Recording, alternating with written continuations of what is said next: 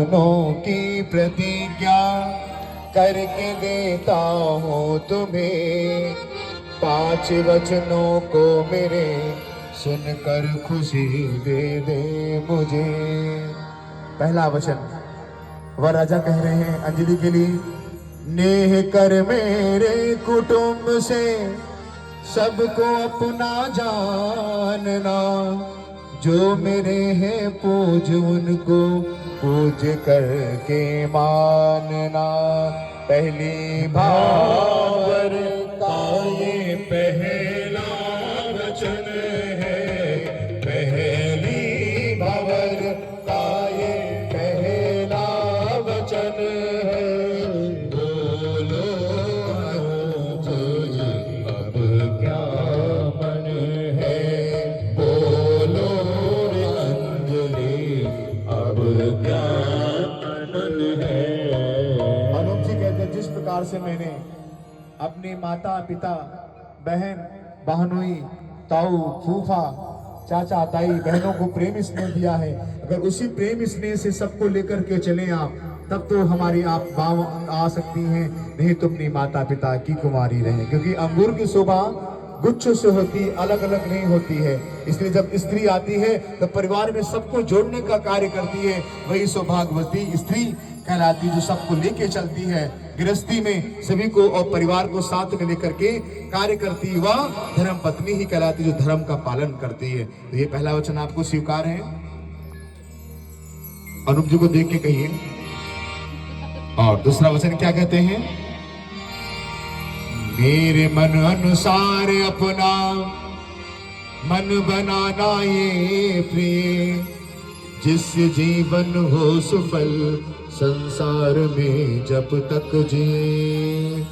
अर्थात मेरे मन के अनुसार अपने मन को रखना, जहां पर व्यक्ति का मन चित लगता है वहां पर दोनों की बातें बड़ी अच्छी लगती हैं। अगर मन में कुछ और होगा और वाणी में कुछ और होगा तो जीवन नहीं चल पाएगा। तो हे प्रिय, दोनों के विचार मिलना परम आवश्यक है। ये दूसरा वचन भी आपको स्वीकार है ना? बोलिए स्वीकार है। तीसरा वचन क्या है?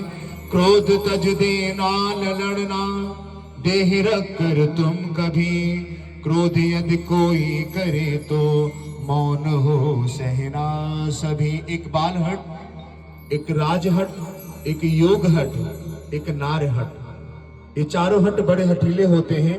अगर सबने अपनी अपनी जिद कर ली तो वो कार्य करके अवश्य दिखाते हैं। क्रोध तज देना न लड़ना, देह रख कर तुम कभी।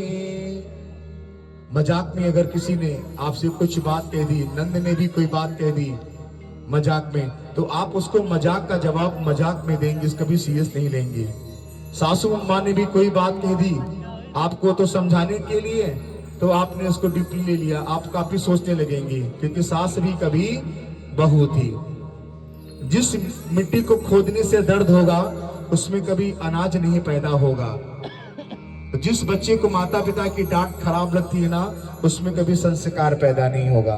तो नंद भी अपनी बात बताएंगी, आपसे स्नेह करेंगी, आपसे लाड करेंगी, आपसे प्यार करेंगी, तो उसका जवाब प्यार से ही दीजिएगा। परिवार के साथ में स्त्रियां जब खुल के रहती हैं, प्रसन्नता के साथ रहती हैं, तो उस गृहस्थी जीवन में जीवन का आनंद प्राप्त होता है। तो क्रोध का इसी मंडप में परित्याग कर देना है आपको। तो हे प्रिय, ये तीसरा वचन भी आपको स्वीकार है। चौथा वचन, हो गृहस्थी में सहायक तुम मेरी बावांग हो, चाहे दुख हो चाहे सुख हो सदा क्या में रहना। दुनिया दो शब्दों से बनी है, दुख और सुख, जीवन और मरण, जस और अपजस। तो हे प्रिय, आप गृहस्थी में मेरी अर्धांगिनी के रूप में पद को ग्रहण कर रही हैं, तो उस अर्धांगिनी को और धर्म पत्नी का दोनों का आपको यापन करना है, दोनों की बात को समझना है।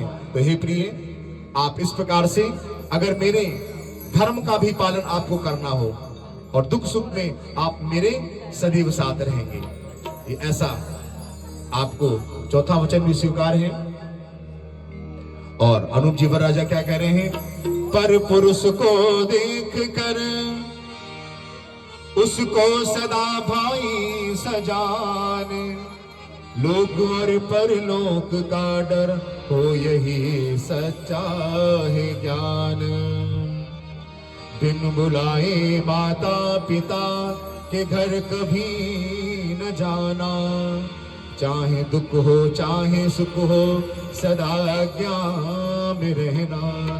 दोपहरी अर्धरात्रि को ना घर से तुम कहीं जाना, नशा पी के जो मत वाले हो उनसे सदा ही दूर रहना, तभी सुख आप पाओगी न इसमें कुछ गहना। हे प्रिय, आज से बिना बुलाए आप अपने घर नहीं जाएंगे। आपके घर में किसी प्रकार का कोई मांगलिक कार्यक्रम हो रहा है, आपको सूचना मिली और इधर अंजलि का बैग तैयार हो गया। अंजलि ने कहा कि पापा जी ने बुलाया हमको, भैया के वहां कार्यक्रम हो रहा है, मांगलिक कार्यक्रम, मैं तो चली। तो ऐसा नहीं है। अपने तो अपने होते हैं, पराए भी अपने होते हैं। अपने तो अपने होते हैं, पराए भी अपने होते हैं। जब इनके माता पिता सम्मान पूर्वक आपके माता पिता को बुलाएंगे तभी आप जा सकते हैं। लेकिन हाँ, रक्षाबंधन एक ऐसा त्योहार होता है, भाई बहन का त्योहार होता है जिसमें आप बिना बुलाए जा सकती हैं। वैसे सम्मान पूर्वक उनको बुलाया जाएगा। और न साधन काज से हो उसे भी मद पिया समझो, न पास उसके तुम जाना सदा क्या में रहना। नशा दो प्रकार का होता है, एक नशा जो जिसे कहते हैं ड्रिंक, मदुरा, दारू जिसे कहते हैं। एक उसको सेवन कर लेते हैं, उसको सेवन करने के बाद में मनुष्य का दिमाग नहीं काम करता है, वो अति आनंदित हो जाता है। उस आनंदित के साथ में कभी कुछ भी कर सकता है, उसका भरोसा नहीं है ना। पीने के बाद में उसकी अपनी एक अलग ही महिमा हो जाती है। तो उससे सदा दूर रहना, लिमिटेड बात करना, ऐसा नहीं कि ठीक है। और एक पद का नशा, जिसको पद का नशा हो, रूप का नशा हो और पैसे का नशा हो, उससे सदा दूर रहना। क्योंकि घमंड आ जाता है कि अहंकार मम दुखद डमरुआ, अहंकार मम दुखद डमरुआ, अहंकार मम दुखद डमरुआ, दंभ कपट मरमाद नहरुआ। और अहंकार जिसको आ जाए, पैसे का, भैया बड़े पैसे वाले हैं, हमारे रिश्तेदार बहुत ऊंचे पद पे हैं और बहुत सुंदर लोग हैं, बड़े स्मार्ट हैं सब लोग। ऐसा किसी प्रकार का आपको घमंड नहीं आना चाहिए कि जैसे भी ये अच्छे हैं, आपका धन, आपका परिवार, आपके लोग और सारे मिल के चलेंगे तभी जीवन में आनंद आएगा। जब विचार मिलते हैं, तब दिल मिलते हैं, मतें मिलती हैं, तो जीवन जीने का आनंद प्राप्त होता है। तो हे प्रिय, आपको ये 5 वचन स्वीकार हैं।